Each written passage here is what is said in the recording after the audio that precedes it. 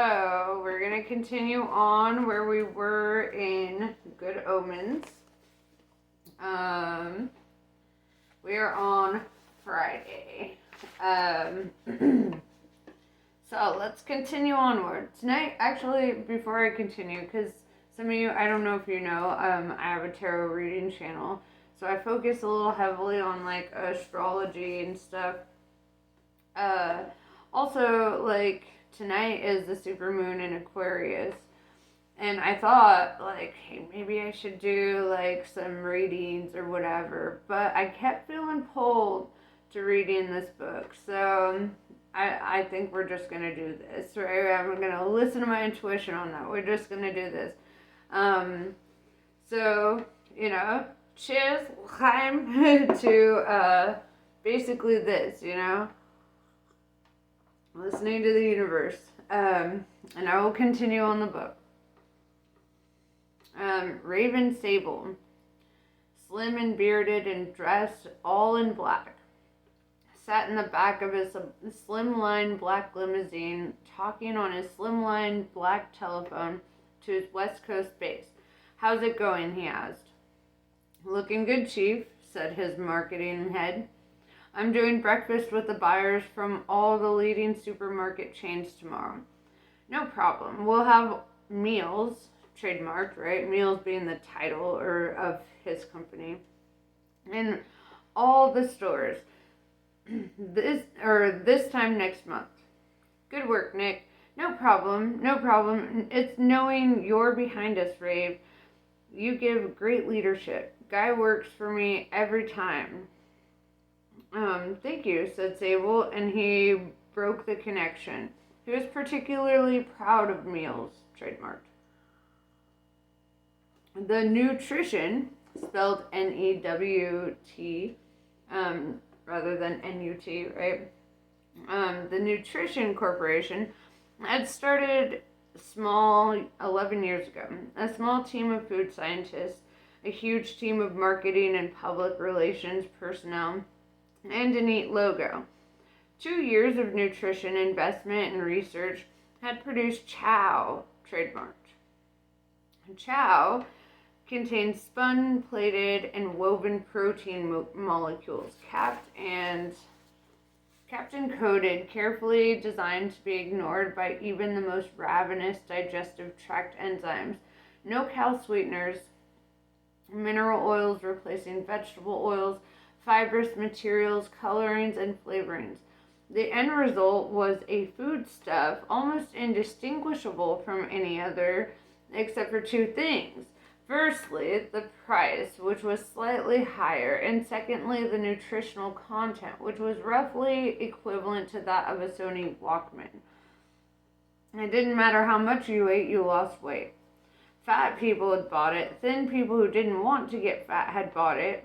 Chow was the ultimate diet food, carefully spun, woven, textured, and pounded to imitate anything from potatoes to venison, although the chicken sold best. Sable sat back and watched the money roll in. He watched Chow gradually fill the ecological niche that used to be filled by the old untrademarked food. He followed Chow with snacks, trademarked, and junk food made from real junk. Meals was Sable's latest brainwave. Meals was Chow with added sugar and fat. The theory was that if you ate enough meals, you would A, get very fat, and B, die of malnutrition. The paradox delighted Sable. Meals were currently being tested all over America. Pizza meals, fish meals,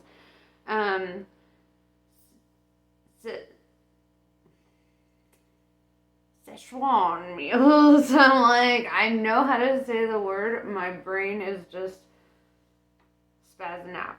Macrobiotic rice meals, even hamburger meals. Sable's limousine was parked in the lot of Des Moines, Iowa. Burger Lord, a fast food franchise wholly owned by his organization, it was here they'd been piloting hamburger meals for the last 6 months. He wanted to see what kind of results they'd been getting. He leaned forward, tapped the chauffeur's glass partition. The chauffeur pressed a switch and the glass slid open. Sir, I'm going to take a look at our operation, Marlin. I'll be 10 minutes, then back to LA. Sir? Sable sauntered into the Burger Lord. It was exactly like every other Burger Lord in America. McLordy the clown danced in the kitty corner, and the serving staff had identical gleaming smiles that never reached their eyes, and behind the counter a chubby middle-aged man in a Burger Lord uniform slapped burgers onto the griddle, whistling softly, happy in his work. Sable went up to the counter. Hello, my name is Marie, said the girl behind the counter. How can I help you? A double blaster thunder biggin. Extra fries, hold the mustard, he said. Anything to drink? A special thick, whippy choco banana shake. She pressed the little pictogram squares on her till. Literacy was no longer a requirement for employment in these restaurants. Smiling was. Then she turned to the chubby man behind the counter. DBTBEF, hold mustard, she said. Choco shake.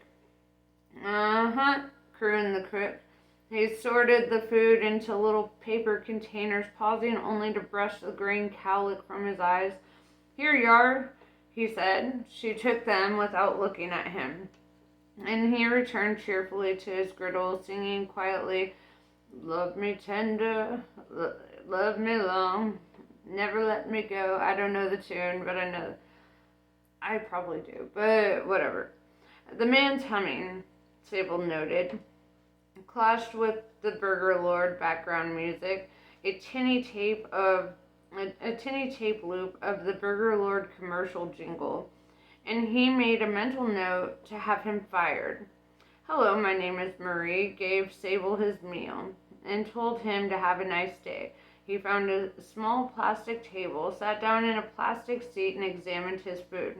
Artificial bread roll, artificial burger, fries that had never seen potatoes, foodless sauces, even, and Sable was especially pleased with this, an artificial slice of dill pickle. He didn't even bother to examine the milkshake. It had no actual food content. But then again, neither did those sold by any of his rivals. All around him, people were eating their unfood with, if not actual evidence of enjoyment, then with no more actual disgust than was to be found in burger chains all over the planet. He stood up, took his tray over to the please dispose of your refuse with care receptacle, and dumped the whole thing. If you had told him that there were children starving in Africa, he would have been flattered that you noticed. There was a tug at his sleeve. Party name of Sable, asked a small, bespectacled man in an International Express cap, holding a brown paper parcel. Sable nodded. Thought it was you. Looked around, thought tall, gent with a beard, nice suit. Can't be that many of them here. Package for you, sir. Sable signed for it. His real name, one word, 6 letters, sounds like examine. I'm going to give you a hint. It's famine. Thank you kindly, sir, said the delivery man. He paused. Here, he said, that bloke behind the counter, does he remind you of anyone? No, said Sable. He gave the man a tip, $5, and opened the package. In it was a small pair of brass scales. Ooh, where am I brought them out just for the occasion. I happen to have my own scales, right? If they would stop jiggling. Let's see. Where's the balance? Whatever. So, where was I? Sable smiled. It was a slim smile, and was gone almost instantly. About time, he said. He thrust the scales into his pocket, unheeding of the damage being done to the sleek line of his black suit, and went back to the limo. Back to the office, asked the chauffeur. The airport, said Sable. And call ahead. I want a ticket to England. Yes, sir. Return ticket to England. Sable fingered the scales in his pocket. Make that a single, he said, and I'll be making my own way back. And call the office for me. Cancel all appointments. For how long, sir? The foreseeable future. And in the burger lord, behind the counter, the stout man with the cowlick slid another half-dozen burgers onto the grill. He was the happiest man in the whole world, and he was singing very softly. You ain't never caught a rabbit, and you ain't no friend of mine, he hummed to himself. Or, you ain't never caught a rabbit, and you ain't no friend of mine. I say, I know it. I know Elvis when I see it. The them listened with interest. There was a light drizzle which was barely kept at bay by the old iron sheets and frayed bits of lino that roofed their den in the quarry, and they always looked to Adam to think up things to do when it was raining. They weren't disappointed. Adam's eyes were agleam with the joy of knowledge. It had been 3:00 a.m. before he'd gone to sleep under a pile of new aquariums. And then there was this man called Charles Fort, he said. He could make it rain fish and frogs and stuff. Huh? said Pepper. I bet. Alive frogs? Oh, yes, said Adam, warming to his subject. Hopping around and croaking and everything. People paid him money to go away in the end, and he racked his brains for something that would satisfy his audience. He'd done for Adam a lot of reading in one go. And he sailed off in the Mary Celeste and found the Bermuda Triangle. It's in Bermuda, he added helpfully. No, he couldn't have done that, said Wensleydale sternly, because I've read about the Mary Celeste and there was no one on it. It's famous for having no one on it. They found it floating around all by itself with no one on it. I didn't say he was on it when they found it, did I? Said Adam scathingly. Of course he wasn't on it, because of the UFOs landing and taking him off. I thought everyone knew about that. The them relaxed a bit. They were on firmer ground with UFOs. They weren't entirely certain about New Age UFOs, though they'd listened politely to Adam on the subject, but somehow modern UFOs lacked punch. If I was an alien, said Pepper, voicing the opinion of them all, I wouldn't go around telling people all about mystic cosmic harmony. I'd say, her voice became hoarse and nasal, like someone hampered by an evil black mask. This is a lasher blaster. So you do what you're told, rebel swine. They all nodded. A favorite game in the quarry had been based on a highly successful film series with lasers, robots, and a princess who wore her hair like a pair of stereo headphones. It had been agreed without a word being said that if anyone was going to play the part of any stupid princesses, it wasn't going to be Pepper. But the game normally ended in a fight to be the one who was allowed to wear the coal scuttle and blow up planets. Adam was best at it. When he was the villain, he really sounded as if he could blow up the world. The them were anyway temperamentally on the side of the planet destroyers, provided they could be allowed to rescue princesses at the same time. I suspect that's what they used to do, said Adam, but now it's different. They all have this bright blue light around them and go around doing good. Sort of galactic policemen. Going around telling everyone to live in universal harmony and stuff. And there was a moment's silence while they pondered this waste of perfectly good UFOs. What I've always wondered, said Brian, is why they call them UFOs. when they know they're flying saucers? I mean, they're identified flying objects then. It's 'cause the government hushes it all up, said Adam. Millions of flying saucers landing all the time, and the government keeps hushing it up. Why? Said Wensleydale. Adam hesitated. His reading hadn't provided a quick explanation for this. New Aquarian just took it as the foundation of belief, both of itself and its readers, that the government hushed everything up. 'Cause they're the government, said Adam simply. That's what governments do. They've got this great big building in London full of books of all the things they've hushed up. When the Prime Minister gets into work in the morning, the first thing he does is go through the big list of everything that's happened in the night and put this big red stamp on them.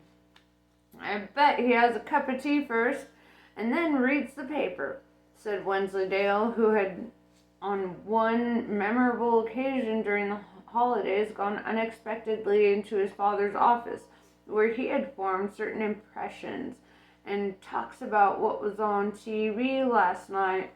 Well, all right, but after that, he gets out the book and the big stamp, which says, "Hush it up," said Pepper. "It says top secret," said Adam, resenting this attempt at bipartisan creativity.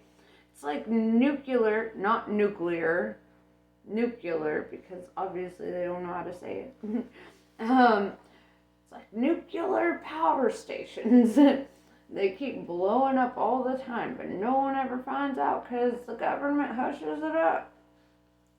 They don't keep blowing all the time, said Wensleydale severely. My father says they're dead safe. And we don't have to live in a greenhouse. Anyway, there's a big picture of one in my comic, and it doesn't say anything about blowing it up.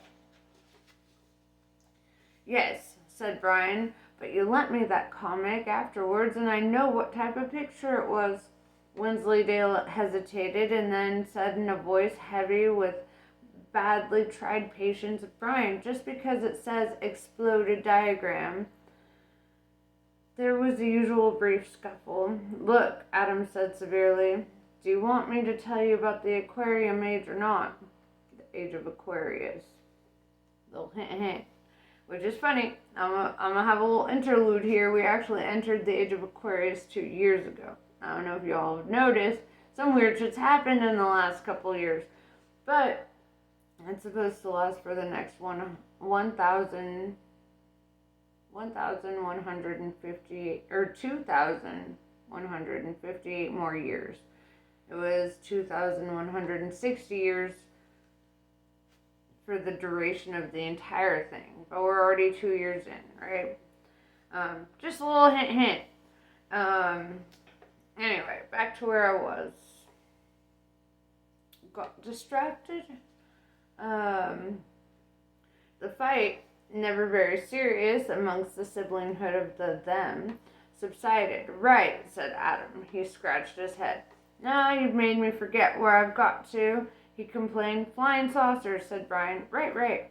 Well, if you do see a flying UFO, these government men will come and tell you off, said Adam, getting back into his stride. In a big black car. Happens all the time in America. The them nodded sagely. Of this, at least, they had no doubt.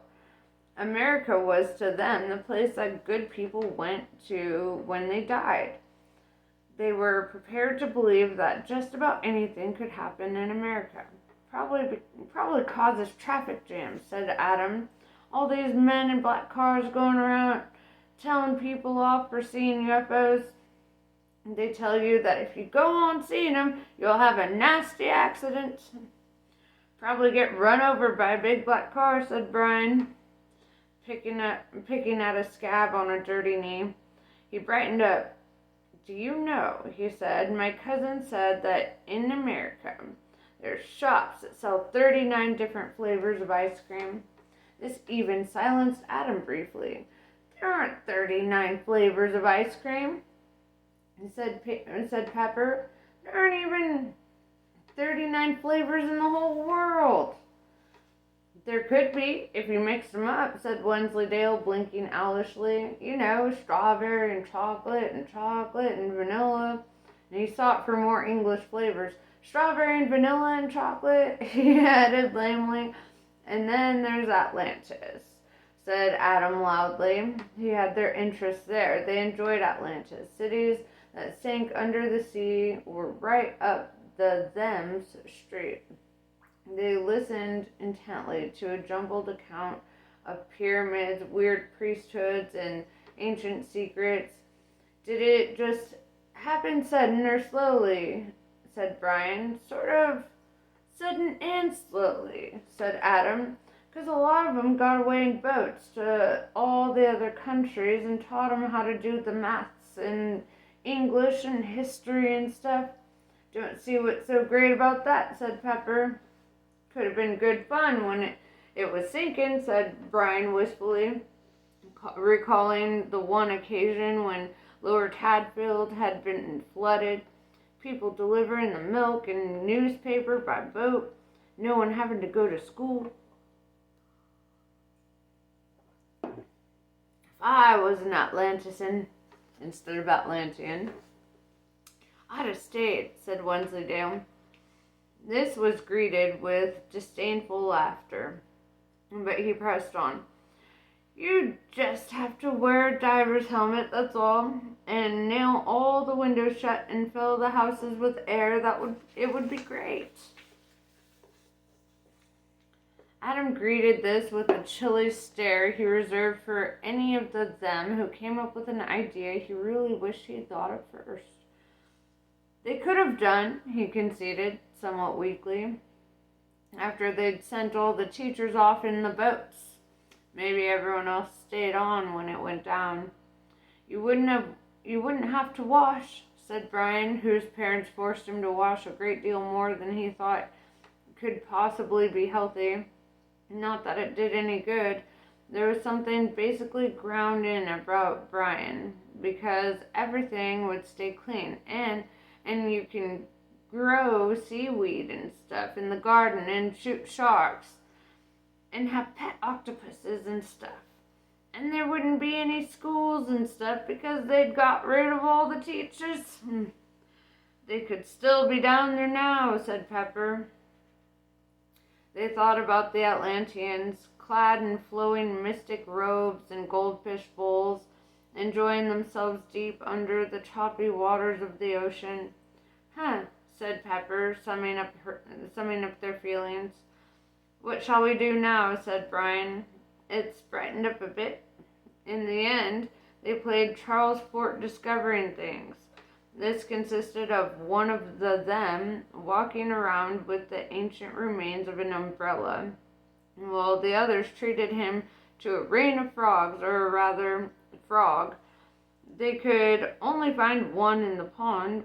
It was an elderly frog who knew them of old and tolerated their interest as the price it paid for a pond, otherwise free of moorings and pike. It put up with things good-naturedly for a while before hopping off to a secret, so far undiscovered, hideout in an old drain pipe. Then they went home for lunch. Adam felt very pleased about the morning's work. He'd always known that the world was an interesting place, and his imagination had peopled it with pirates and bandits and spies and astronauts and similar. But he'd also had a nagging suspicion that when you seriously got right down to it, they were all just things in books and didn't properly exist anymore. Whereas this aquarium age stuff was really real. Grown-up people wrote lots of books about it. New Aquarium was full of adverts for them. And Bigfoots and Mothmen and Yetis and sea monsters and Surrey pumas. They really existed. If Cortez on his peak in Darien had slightly damp feet from efforts at catching frogs, he'd have felt just like Adam at that moment. The world was bright and strange, and he was in the middle of it. He bolted his lunch and retired to his room. There were still quite a few new Aquarians he hadn't read yet.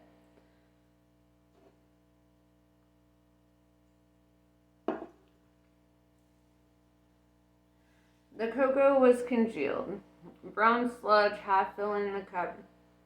Certain people had spent hundreds of years trying to make sense of the prophecies of Agnes Netter. They had been very intelligent in the main.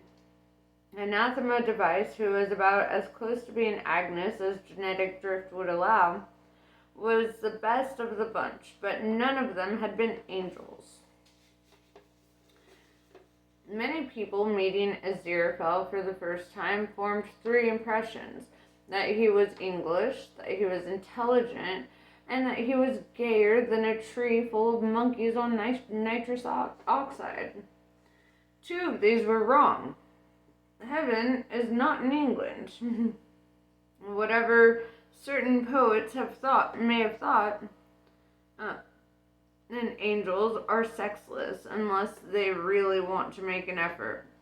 But he was intelligent, and it was an angelic intelligence, which, while not being particularly higher than human intelligence, was much broader, and has the advantage of having thousands of years of practice.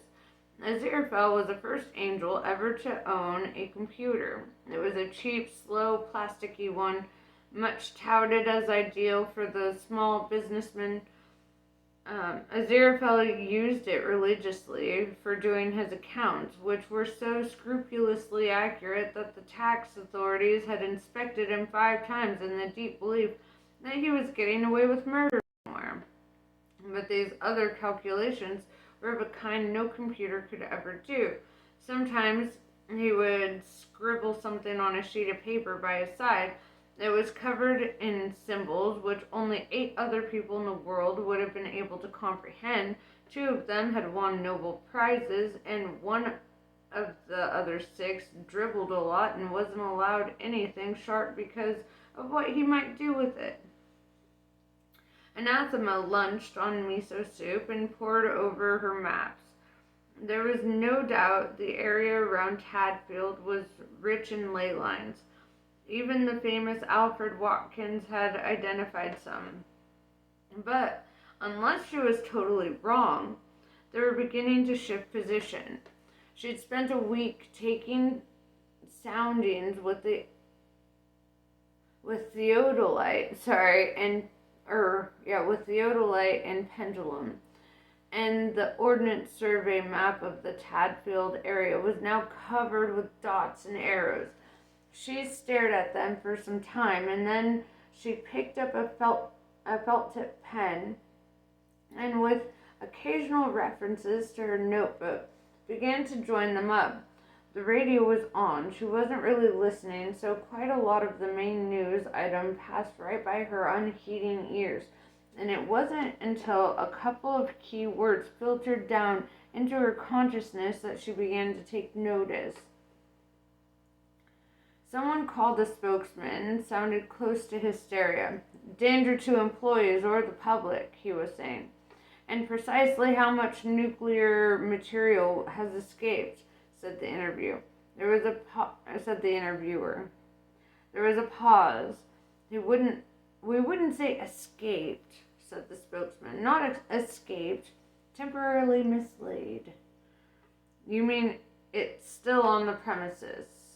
"We certainly cannot see how it could have been removed from them," said the spokesman. "Surely you've considered terrorist activity." There was another pause. Then the spokesman said, in the quiet tones of someone who has had enough and is going to quit after this and raise chicken somewhere, "Yes, I suppose we must. All we need to do is find some terrorists who are capable of taking an entire nuclear reactor out of its can while it's running and without anyone noticing. It weighs about 1,000 tons and is 40 feet high. So they'll be quite strong terrorists. Perhaps you'd like to ring them up, sir, and ask them questions in that supercilious, accusatory way of yours." But you said the power station is still producing electricity, gasped the interviewer. It is. How can it still be doing that if it hasn't got any reactors?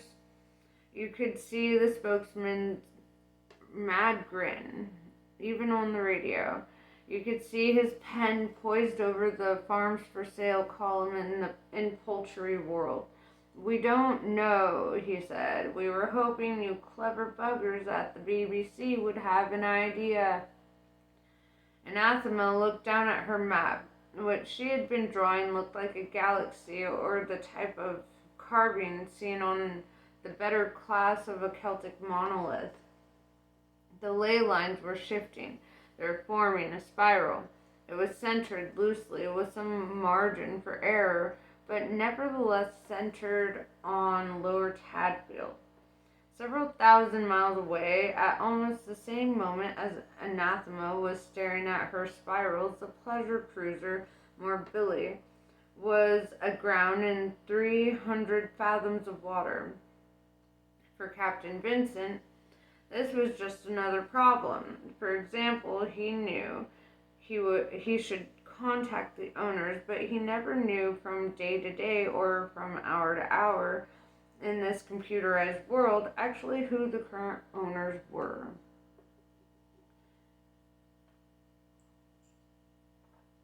Computers. That was the bloody trouble. The ship's papers were computerized, and it could switch to the most current advantageous flag of convenience in microseconds. Its navigation had been computerized as well, constantly updating its positions by satellites. Captain Vincent had explained patiently to the owners, whoever they were, that several hundred square meters of steel plating and a barrel of rivets would be a better investment, and had been informed that his recommendation did not accord with current cost and benefit flow predictions. Captain Vincent strongly suspected that despite all its electronics, the ship was worth more sunk than afloat, and would probably go down as the most perfectly pinpointed wreck in nautical history. By inference, this also meant that he was more valuable dead than alive. He sat at his desk, quietly leafing through international maritime codes, whose 600 pages contained brief yet pregnant messages designed to transmit the news of every conceivable nautical eventuality across the world with the minimum of confusion and, above all, cost. What he wanted to say was this: was sailing SSW at position 33 degrees north, 47 degrees, 72 apostrophe W, first mate, who you may recall was appointed in New Guinea against my wishes and is probably a headhunter, indicated by signs that something was amiss. It appears that quite a vast expanse of seabed had risen up in the night. It contains a large number of buildings, many of which appeared pyramid-like in structure. We are aground in the courtyard of one of these. There are some rather unpleasant statues. Amiable old men in long robes and diving helmets have come aboard the ship and are mingling happily with the passengers who think we organized this. Please advise. His questing finger moved slowly down the page and stopped. Good old international codes. They'd been devised 80 years before, but the men in those days had really thought hard about the kind of perils that might possibly be encountered on the deep. He picked up his pen and wrote down XXXVQ XXXVQVVX. Translated, it meant half-found lost continent of Atlantis. High Priest has just won Quoit's contest. It jolly well isn't. It jolly well is. It isn't, you know. It jolly well is. It isn't, alright? Then what about volcanoes? Wensleydale sat back, a look of triumph on his face. What about 'em? Said Adam. All that lather comes up from the center of the earth where it's all hot, said Wensleydale. I saw a program. It had David Attenborough. So it's true. The other them looked at Adam. It was like watching a tennis match. The hollow earth theory was not going over well in the quarry.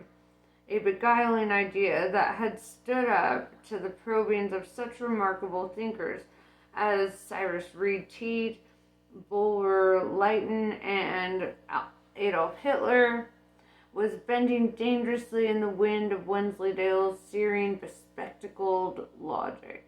I didn't say it was hollow all the way through, said Adam. No one said it was hollow all the way through. It probably goes down miles and miles to make room for all the lather and oil and coal and Tibetan tunnels and such like, but then it's hollow after that. That's what people think, and there's a hole at the North Pole to let the air in. Never seen it on an atlas, sniffed Wensleydale. The government won't let them put it on a map in case people go and have a look in it, said Adam. The reason being, the people living inside don't want people looking down on them all the time. What do you mean Tibetan tunnels, said Pepper. You said Tibetan tunnels. Didn't I tell you about them? Three heads shook. It's amazing, you know Tibet?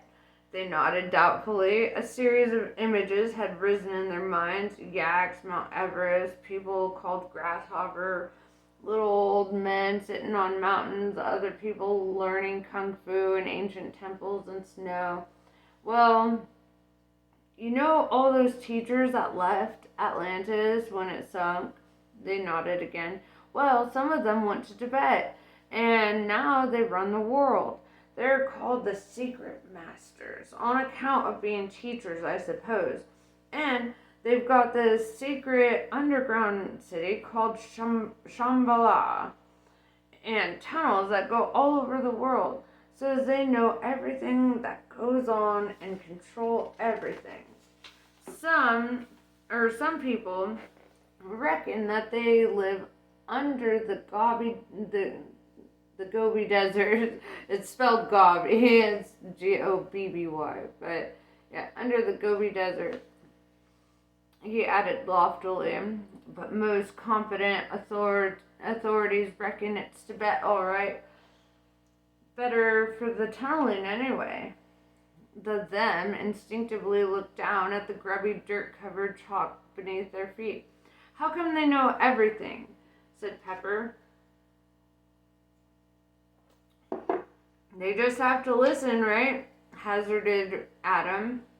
They just have to sit in their tunnels and listen. Do you know what hearing teachers have? They can hear a whisper across the room. My granny used to put a glass against the wall, said Brian. She said it was disgusting, the way she could hear everything that went on next door.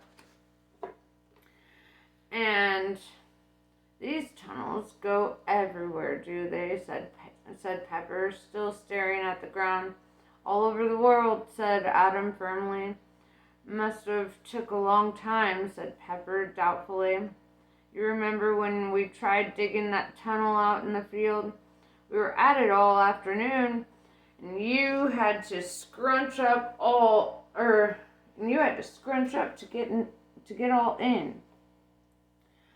Yes, but they've been doing it for millions of years. You can do really good tunnels if you've got millions of years. I thought the Tibetans were conquered by the Chinese and the Dalai Lama, not the Dalai Lama, the Dalai Lama, that's how it's spelled. Had to go to India, said Wensleydale, but without much conviction. Wensleydale read his father's newspaper every evening, but the prosaic everydayness of the world always seemed to melt under the powerhouse of Adam's explanations. "I bet they're down there now," said Adam, ignoring this. They'd be all over the place by now, sitting underground and listening." They looked at one another. "If we dug down quickly," said Brian. Pepper, who was a lot quicker on the uptake, groaned. "What do you have to go and say that for?" said Adam. Fat lot of good of us trying to surprise them now, isn't it? With you shouting out something like that, I was just thinking we could dig down and you just have to go and warn them." "I don't think they'd dig all those tunnels," said Wensleydale doggedly.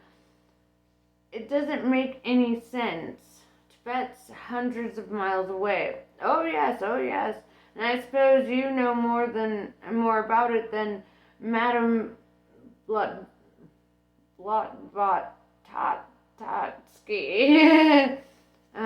Instead of Madame Blavatsky, it's Madame whatever, sniffed Adam.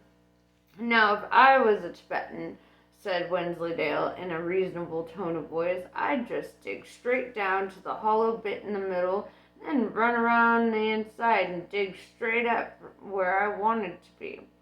They gave this due consideration. "You've got to admit that's more sensible than tunnels," said Pepper. "Yes, well, I expect that's what they do," said Adam. "They'd be bound to have thought of something as simple as that." Brian stared dreamily at the sky while his finger probed the contents of one ear. "Funny, really," he said. "You spend your whole life going to school and learning stuff, and they never tell you about stuff like the Bermuda Triangle and UFOs and all these old masters running around the inside of the earth. Why do we have to learn boring stuff when there's all this brilliant stuff we could be learning? That's what I want to know." There was a chorus of agreement.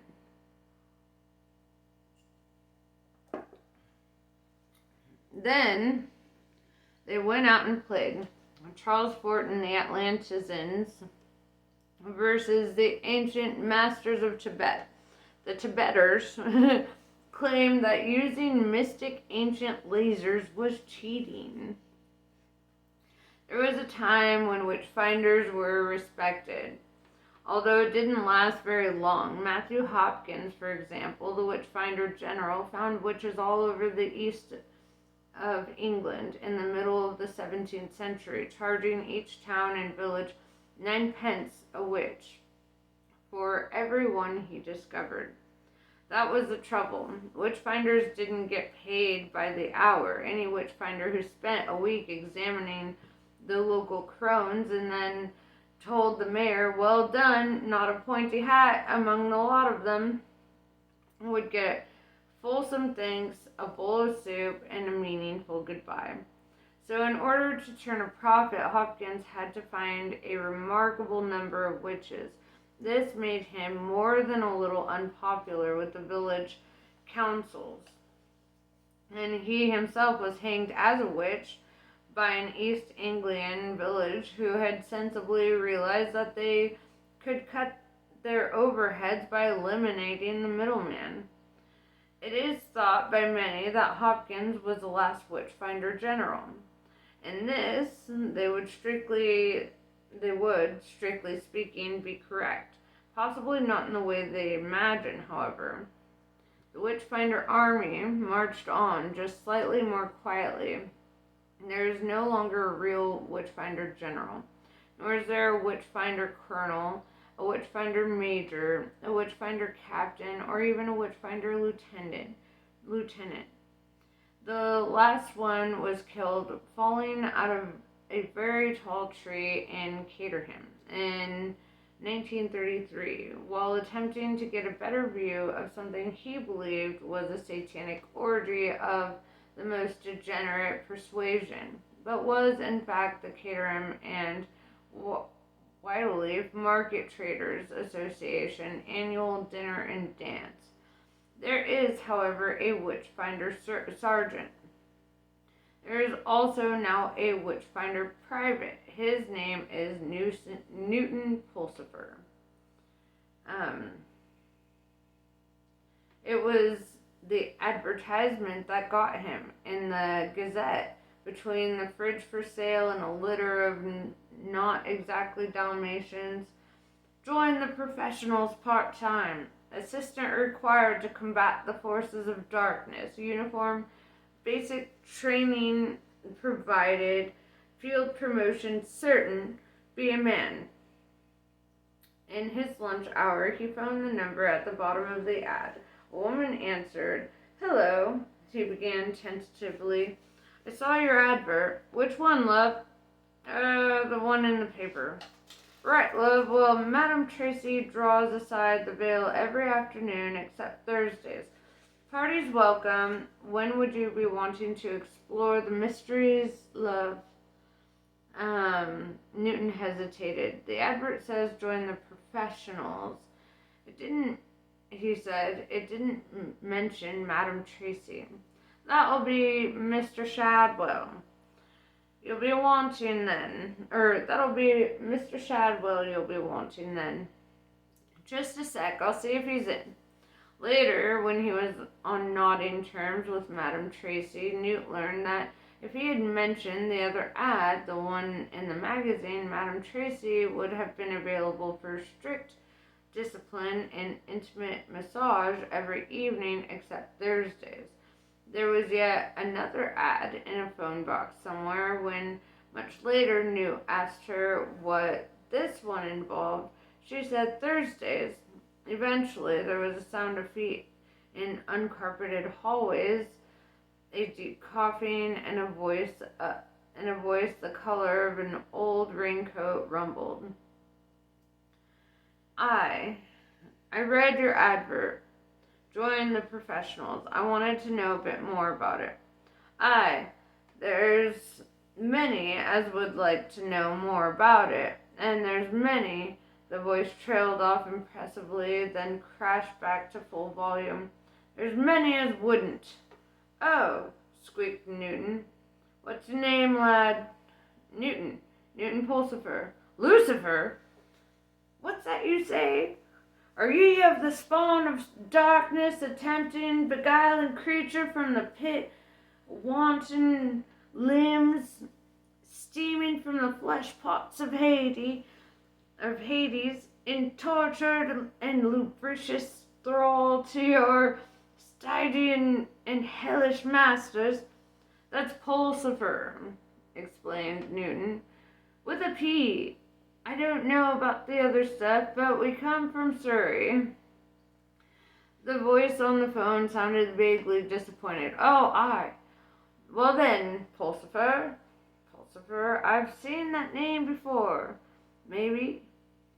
I don't know, said Newton. My uncle runs a toy shop in Hounslow, he added, in case this was any help. Is that so? Said Shadwell. Mr. Shadwell's accent was implacable. It careered around British like a milk race. Here, a mad Welsh drill sergeant. There, a High Kirk elder who'd just seen someone doing something on a Sunday somewhere between them, a Dower Daleland shepherd, or bitter Somerset miser. It didn't matter where the accent went, it didn't get any nicer. Have ye all your own teeth? Oh yes, except for fillings. Are ye fit? I suppose so, Newt stuttered. I mean, that was why I wanted to join the territorials. Brian Potter in accounting can bench press almost 100 since he joined, and he paraded in front of the Queen Mother. How many nipples? Pardon? Nipples, laddie. How many? Said the voice testily. 2? Good. Have you got any scissors? What? Scissors? Scissors, are you deaf? No, Oh, yes, I mean, I've got scissors, I'm not deaf. The cocoa had nearly all solidified. Green fur was growing on the inside of the mug. There was a thin layer of dust on Aziraphale, too. The stack of notes was building up beside him. The nice and accurate prophecies was a mass of improvised bookmarks made of torn strips of Daily Telegraph. Aziraphale stirred and pinched his nose. He was nearly there. He'd got the shape of it. He'd never met Agnes. She was too bright, obviously. Normally heaven or hell spotted the prophetic types and broadcast enough noises on the same mental channel to prevent any undue accuracy. Actually, that was rarely necessary. They normally found ways of generating their own static in self-defense against the images that echoed around their heads. Poor old St. John had his mushrooms, for example. Mother Shipton had her ale. Nostradamus had his collection of interesting oriental preparations. St. Malachi had his still. Good old Malachi, he'd been a nice old boy sitting there dreaming about future popes. Complete piss artist, of course. Could have been a real thinker if it hadn't been for the poaching. A sad end. Sometimes you really had to hope for that the ineffable plan had been properly thought out.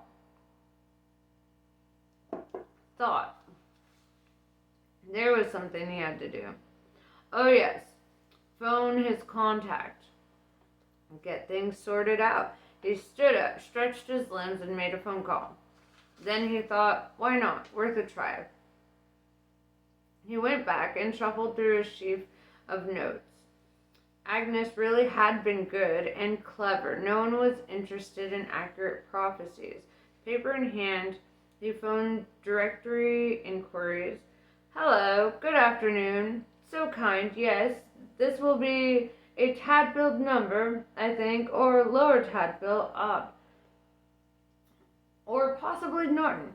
I'm not sure of the precise code. Yes, Young, name of Young. Sorry, no initial. Oh, well, can you give me all of them? Thank you. Back on the table, a pencil picked itself up and scribbled furiously. At the third name, it broke its point. Ah, said Aziraphale, his mouth suddenly running on automatic while his mind exploded. I think that's the one. Thank you. So kind. Good day to you. He hung up almost reverentially, took a few deep breaths, and dialed again. The last 3 digits gave him some trouble because his hand was shaking. He listened to the ringing tone, then a voice answered. It was a middle-aged voice, not unfriendly, but probably it had been having a nap and was not feeling at its best. It said Tadfield 666. Aziraphale's hand started to shake. Hello, said the receiver. Hello. Aziraphale got a grip on himself. Sorry, he said. Right number. And he replaced the receiver. Newt wasn't deaf. And he did have his own scissors. He also had a huge pile of newspapers. If he had known that army life consisted chiefly of applying the one to the other, he used to muse, he would never have joined. Witchfinder Sergeant Shadwell had made him a list, which was taped to the wall in Shadwell's tiny, crowded flat situated over Regit's newsagents and video rental. The list read, witches, 1, witches, 2, unexplainable phenomenons, phenomenatrices, phenomenous, things ye can well what I mean. Newt was looking for either. He sighed and picked up another newspaper, scanned the front page, opened it, ignored page 2, never anything on there, then blushed crimson as he performed the obligatory nipple count on page 3, Shadwell had been insistent about this. "You can't trust 'em, cunning buggers," he said. "It'd be just like 'em to come right out in the open, like defying us." A couple in black turtleneck sweaters glowered at the camera on page 9. They claimed to lead the largest coven in Saffron Walden and to restore sexual potency by the use of small and very phallic dolls. The newspaper was offering 10 of the dolls to readers who were prepared to write "My most embarrassing moment of impotency" stories. Newt cut the story out and stuck it to a scrapbook. There was a muffled thumping on the door. Newt opened it. A pile of newspapers stood there. "Shift yourself, Private Pulsiver," it barked, and it shuffled into the room. The newspapers fell to the floor, revealing Witchfinder Sergeant Shadwell, who coughed painfully and relit his cigarette, which had gone out. "You want to watch him? He's one of them," he said. "Who, sir?" "Take your ease, Private. Him. That little brown feller. Mr. So-called Rajit. It's them terrible foreign arts. The ruby squinty eye of the little yellow god. Women with too many arms. Witches, the lot of 'em." "He does give us the newspapers free, though, Sergeant," said Newt, "and they're not too old."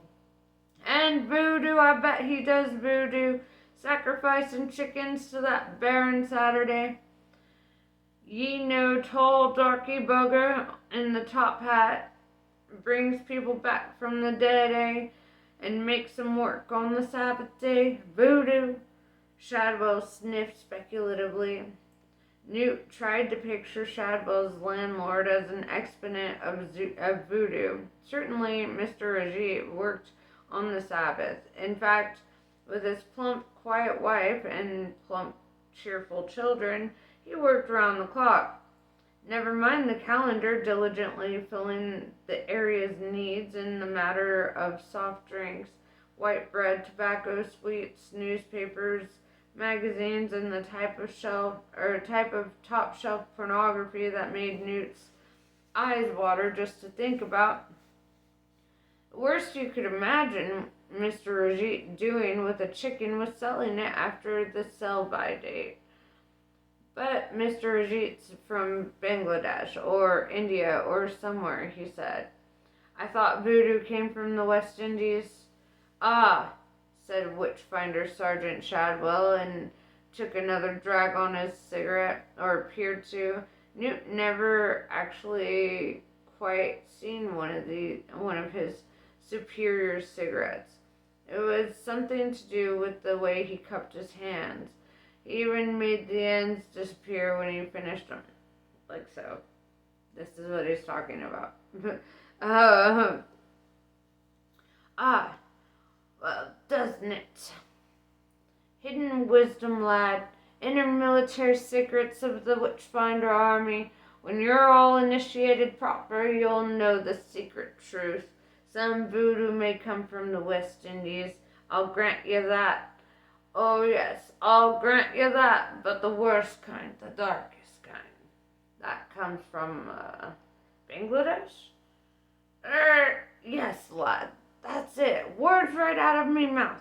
Bangladesh. Exactly. Shadwell made the end of his cigarette vanish and managed furtively to roll another one, never letting papers or tobacco be seen. "So you got anything, Witchfinder Private?" "Well, there's this." Newton held out the clipping. Shadwell squinted at it. "Oh, them," he said. "Load of rubbish. Call themselves bloody witches. I checked 'em out last year. Went down with the Armory of Righteousness and packet of firelighters. Jimmied the place open. They were clean as a whistle. Mail order bee jelly business. They're trying to pep up a load of rubbish. wouldn't know a familiar spirit if it chewed out the bottoms of their trousers. Rubbish. It's not like it used to be, laddie. He sat down and poured himself a cup of sweet tea from a filthy thermos. Did I ever tell you how I was recruited to the army? He asked. Newt took this as his cue to sit down, and he shook his head. Shadwell lit his roll-up with a battered Ronson lighter and coughed appreciatively. My cellmate, he was, Witchfinder Captain Fawkes. 10 years for arson. Burning a coven in Wimbledon. Would have got him too, if it wasn't the wrong day. Good fellow. Told me about the battle, the great war between heaven and hell. It was him that told me the inner secrets of the Witchfinder army. Familiar spirits, nipples, all that. Knew he was dying, you see. Got to have someone carry on the tradition, like you is now. He shook his head. That's what we'm reduced to, lad, he said. A few hundred years ago, see, he was powerful. We stood between the world and the darkness. We was a thin red line of fire, you see. I thought the churches, Newt began. Pah! Said Shadwell. Newt had seen the word in print, but this was the first time he had ever heard anyone say it. Churches? What good did they ever do? Them just as bad. Same line of business, nearly. You can't trust them to stamp out the evil one, 'cause if they did, they'd be out of that line of business. If you're going up against a tiger, you don't want fellow travelers whose idea of hunting is to throw meat at it. Nay, lad, it's up to us against the darkness. Everything went quiet for a minute. Newt always tried to see the best in everyone, but it had occurred to him shortly after joining the WA that his superior and only fellow soldier was as well balanced as an upturned pyramid. Shortly, in this case, meant under 5 seconds, the WA's headquarters was a fetid room with walls the colors of nicotine, which was almost certainly what they were coated with, and a floor the color of cigarette ash, which was almost certainly what it was. There was a small square carpet. Newt avoided walking on it, if possible, because it sucked at his shoes. One of the walls had a yellowing map of the British Isles tacked to it, with homemade flags sticking in it here and there. Most of them were within a cheap day return fare of London. Okay. Where was I? But Newt had stuck with it the past few weeks because, well, horrified fascination had turned into horrified pity, and then a sort of horrified affection. Shadwell had turned out to be about 5 feet high and wore clothes which, no matter what they actually were, always turned up, even in your short-term memory, as an old Macintosh. The old man may have had all of his own teeth, but only because no one else could possibly have wanted them. Just one of them, placed under the pillow, would have made the tooth fairy hand in its wand. He appeared to live entirely on sweet tea, condensed milk, hand-rolled cigarettes, and a sort of sullen internal energy. Tootsy. Shadwell had a cause which he followed with the full resources of his soul and his pensioner's concessionary travel pass. He believed in it, and it powered him like a turbine. Newton Pulsifer had never had a cause in his life, nor had he, as far as he ever knew, ever believed in anything. It had been embarrassing because he quite wanted to believe in something, since he recognized that belief was a life belt that got most people through the choppy waters of life. He'd have liked to believe in a supreme God, although he'd have preferred to, or although he'd have preferred a half-hour's chat with him before committing himself. To clear up one or two points, he'd sat in all sorts of churches waiting for that single flash of blue light, and it hadn't come. And then he'd tried to become an official atheist and hadn't got the rock-hard, self-satisfied strength of believing even for that. And every single political party had seemed to him equally dishonest, and he'd given up on ecology when when the ecology magazine he'd been subscribing to had shown its readers a plan of self-sufficient garden and had drawn the ecological goat tethered within 3 feet of the ecological beehive. Newt had spent a lot of time at his grandmother's house in the country and thought he knew something about the habits of both goats and bees, and concluded, therefore, that the magazine was run by a bunch of bib-overalled maniacs. Besides, it used the word community too often. Newt had always suspected that people who regularly used the word community were using it in a very specific sense that excluded him and everyone he knew. Then he tried believing in the universe, which seemed sound enough until he'd innocently started reading new books with words like chaos and time and quantum in the titles. Alright, I'm gonna stop here.